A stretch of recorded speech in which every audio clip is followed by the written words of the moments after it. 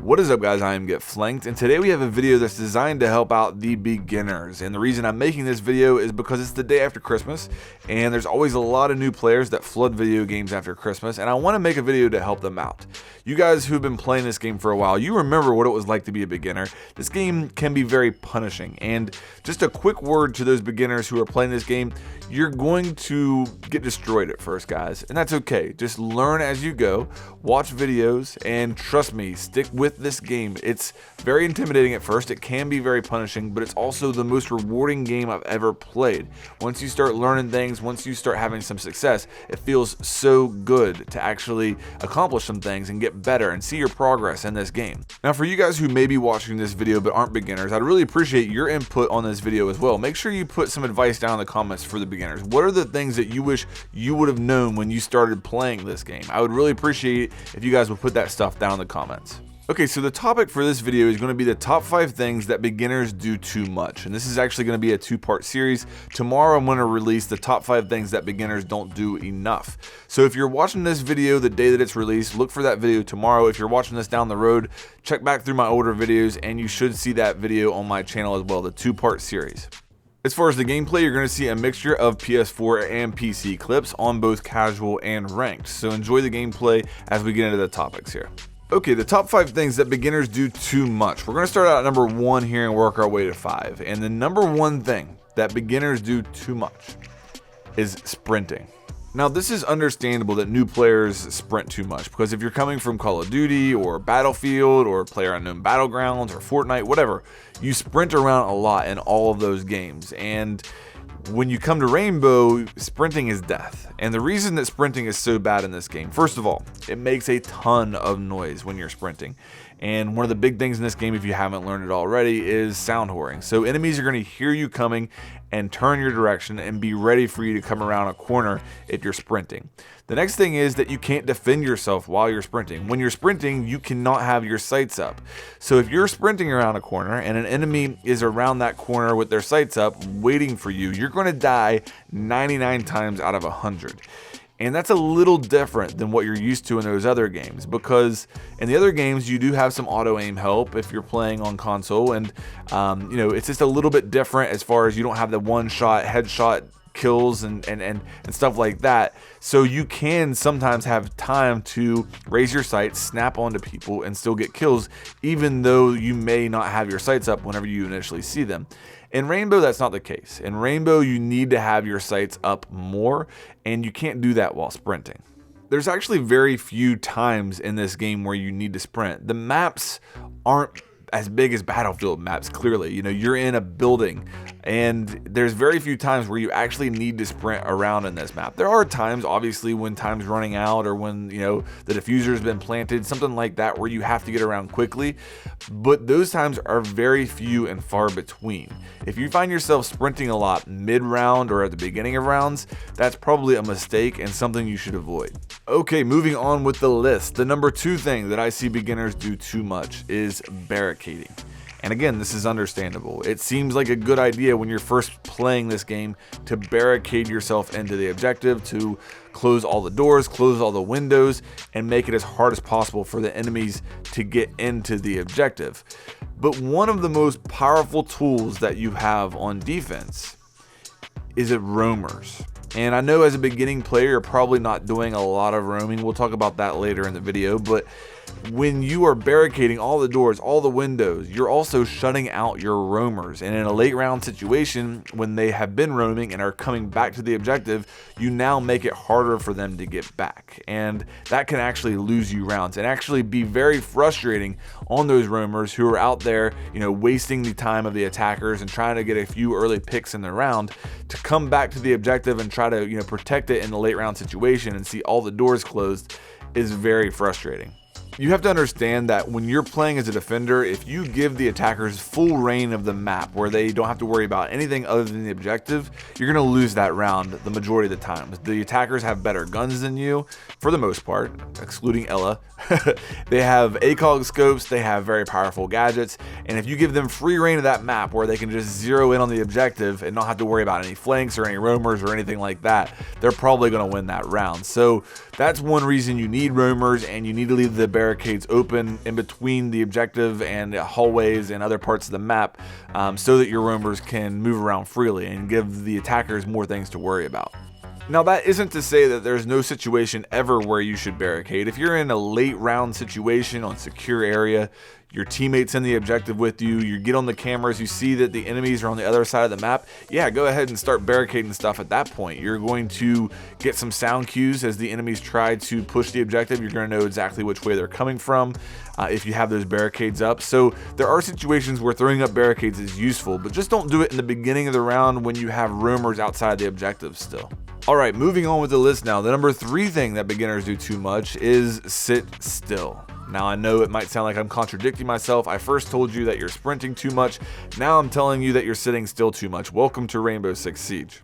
Here's what I mean by sitting still too much. I understand when you're first starting out, you don't have any map knowledge, and I went through the same thing myself, guys. I felt like if I moved, I was going to die. And it kind of made me go into a turtle shell where I would just play an anchor on site in a corner and hold a line of sight the entire round. And I'm not saying there's anything wrong with playing as an anchor in the beginning. Again, if you don't have the map knowledge, that's probably how you should be playing. You should simplify the game by staying in the objective and holding lines of sight and helping the team that way. It's completely understandable. But that doesn't mean that you have to sit completely still the entire round. The problem with sitting in a corner the entire round is while you're doing that, the enemy is droning, the enemy is getting information from kill cams and whatnot, and they're making callouts. And if you put yourself in a corner and don't move, and the enemy realizes you're there, you're going to make yourself an easy kill as they start to enter the objective. You want the enemy to have to turn a corner and search for you. You don't want them to be able to pre-fire a spot knowing you're there.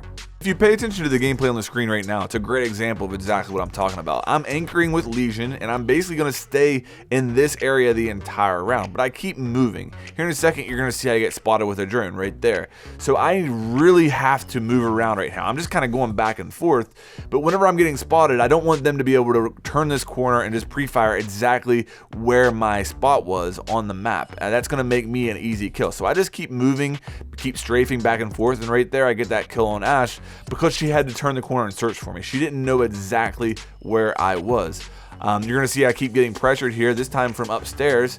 So I decide to just kind of move out of the objective for a little bit. I'm not moving across the map. I'm just getting to a different angle right here. And then I let time run down a little bit more and move back into the objective. That's what I'm talking about right there. You don't need to be sprinting around the map like a madman, but you can't just sit in a corner either. You've got to make yourself a hard target. And remember that as time goes on in the round, the enemy's getting information on your location. You want to make it hard for them to know where you are. Another thing I want to say as far as sitting still is there's a lot of situations that you see beginners in this game where they will fire at an enemy, and they'll be sitting in a location, they'll see an enemy, peek a doorway, they'll fire, maybe they land a couple shots, but the enemy gets away. A lot of times you'll see beginners stay in that exact same position where they fired those shots. Well, the enemy now knows exactly where you are. They can adjust their sights on where you were, peek really fast, pre-fire, and kill you very easily. A lot of beginners die like that, and they don't need to. If you fire shots at an enemy, if you give the enemy information on your location, you need to think about relocating it. It doesn't have to be dramatic. It just needs to be maybe from one side of the room to another, or even just a few feet left or right. But do not let the enemy pre-fire you knowing your location. That's the big thing from this, and that can be from drones or from them physically seeing you. Either way, you don't want to be an easy target. Okay, moving on with the list here, the number 4 thing that beginners do too much is chase kills. And I'll also throw in peeking on defense here into the same category. Chasing kills or peeking on defense is a mistake that beginners make a lot. And again, it's understandable. Coming from other games, you weren't punished nearly as bad for chasing after people. If you are used to playing in a respawn game mode, it's no big deal to chase after a kill, have the enemy kill you, and then you just spawn and do it all again. In Rainbow Six Siege, you can't do that. There's big consequences to dying in any round, and if you chase after kills, you're going to find yourself in bad situations more often than not. One of the secrets in Rainbow Six Siege is that you want to try to get in gunfights on your terms whenever possible.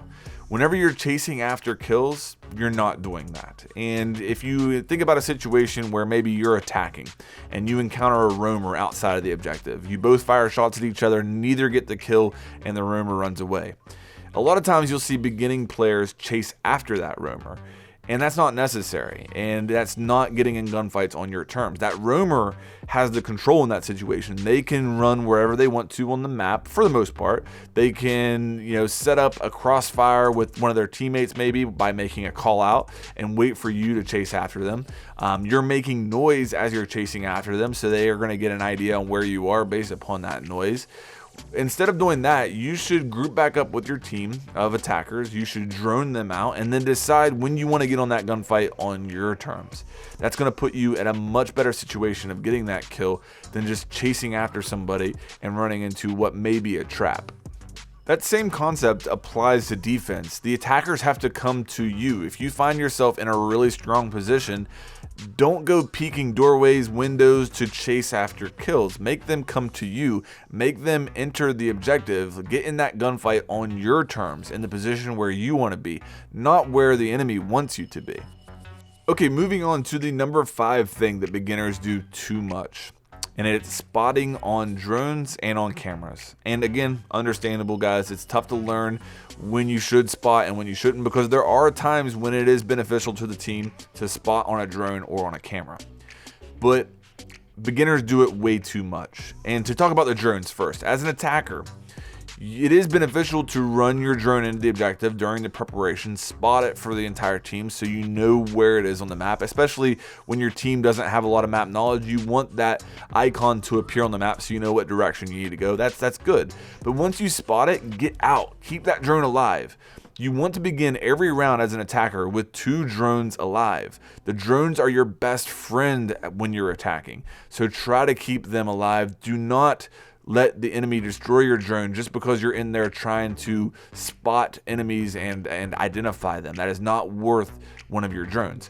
Also, if your teammate gets a drone in a good location, do not go onto that drone and spot. Make callouts. If you look down there at the compass, you can see that it labels the room that you're in as well. So you can make callouts based on that. You can make callouts based on a cardinal direction as far as north, east, south, what floor they're on. That's much more beneficial and is going to allow that drone to stay alive. Once you start spotting enemies with those drones, they're going to be looking for them and trying to destroy them. They're also going to know that they have been located and they're going to rotate based upon that knowledge. So try to make callouts when you can instead of spotting with drones. The same thing applies when you're on defense and you're looking through cameras. If you start spotting enemies, they're going to look for that camera, probably destroy it.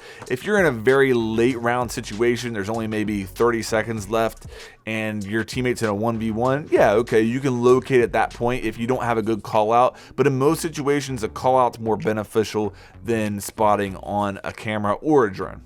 Okay guys, that's going to do it for the top 5 things that beginners do too much. Remember, if you're watching this video the day of release, part 2 of this video, the top 5 things that beginners don't do enough, will be out tomorrow.